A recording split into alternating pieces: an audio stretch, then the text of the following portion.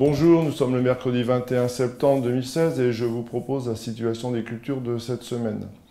Alors pour les colzas, les pluies de ces derniers jours ont favorisé les levées, les dernières levées. Les stades aujourd'hui s'étalent du stade levé à 6 feuilles pour les parcelles les plus avancées. La majorité des parcelles sont entre le stade de 2 et 3 feuilles, c'est-à-dire à une période où les risques sont les plus importants. Donc on observe beaucoup de limaces en ce moment. Les dégâts sont importants en fréquence, peu importants en termes de destruction de plantes. Le stade actuel est très sensible, entre 2 et 3 feuilles, et les populations sont importantes à la faveur des pluies de cet été. Pour l'instant, peu de dégâts, donc pas d'intervention systématique, installer des pièges, et n'intervenez que si nécessaire. Pour les pucerons, les conditions climatiques sont favorables, les températures moyennes journalières sont élevées, pas de pluie, peu d'humidité le matin, en tout cas pas très longtemps le matin, et donc on a pas mal de pucerons qui volent aujourd'hui sur les colzas, sachant que le colza est sensible jusqu'au stade 6 feuilles. Alors on n'intervient que si une plante sur 5 est porteuse de pucerons, ce qui est peu le cas aujourd'hui, mais soyez très vigilants. En tout cas, pas de traitement préventif, ça ne sert à rien, les traitements n'ont pas de persistance. N'intervenez que sur présence de pucerons. Les traitements préventifs sont plutôt défavorables par rapport à la régulation des auxiliaires. Pour les altises, les morsures sont visibles sur pas mal de parcelles. On est en plein dans la période de stade de sensibilité, du stade levé à 6 feuilles. Et en fait, les colzas sont très sensibles aux altises jusqu'au stade 3 feuilles. Alors, pour intervenir, en tout cas justifier une intervention, il faut que 3/4 des plantes portent des morsures et qu'un tiers de la surface soit détruite, ce qui est rarement le cas en ce moment, en tout cas pour l'instant. Les parcelles qui ont dépassé ce stade 3 feuilles sont considérées comme plus sensibles, en tout cas ne nécessitent plus d'intervention aujourd'hui. Maïs, la maturité des maïs avance à la faveur des températures élevées de ces derniers jours. En maïs fourrage, la matière sèche progresse vite et les récoltes vont s'en trouver avancées. Si vous souhaitez être informé de ces évolutions, informez-vous auprès du réseau de suivi des matières sèches de la Chambre d'agriculture qui est publié chaque semaine dans l'Agriculteur de l'Aisne.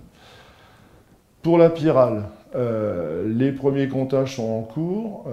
Les attaques se situent autour de 10% des pieds porteurs de larves. Et on trouve cette année pas mal de pieds cassés. Alors quelle lutte en 2017? Finalement, on considère que le seuil de nuisibilité de la pyrale est autour de 0,8 larves par pied, on est loin du compte. Pour autant, cette année, on a pas mal de plantes qui tombent et qu'on n'arrivera pas à récolter. Donc il faut se poser la question par rapport aux dégâts, sachant qu'on considère qu'en pyrale, la moitié des dégâts sont liés à des ruptures d'alimentation du grain et l'autre moitié liée à la perte à la récolte. Donc on va regarder ça d'un peu plus près d'ici la fin du mois et on fera un bilan de la situation du département début novembre pour pouvoir anticiper les commandes de trichogrammes si c'est nécessaire, là où les attaques sont suffisamment importantes. Donc céréales, pour les prochains semis au niveau des semences de ferme, après triage, après traitement, on vous invite à faire des tests de germination pour vérifier l'énergie germinative des lots et puis pouvoir corriger la densité de semis. Parce qu'en fait, c'est pas parce qu'un lot germe mal qu'il doit être rejeté.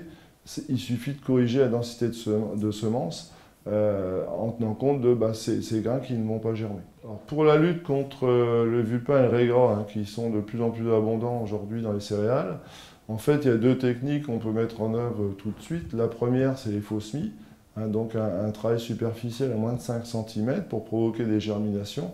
Et puis, avec un second passage qui, lui, viendra détruire ces germinations et ces levées. Et puis, la deuxième solution, qui n'est pas forcément facile à mettre en œuvre partout et sur tous les types de sols, c'est de décaler les dates de semis entre le 10 et le 15 octobre, à une époque où finalement un gros paquet des vulpins et des régras ont déjà germé. Alors pour les sipans, il est aujourd'hui un peu tard pour implanter des sipans, même pour des moutardes. On est dépassé le 20 septembre, les longueurs de jour diminuent, la température diminue, donc on va avoir des croissances de plantes qui vont être très affectées. Donc aujourd'hui, il est trop tard pour implanter un sipan. Je vous souhaite une bonne semaine, à la semaine prochaine.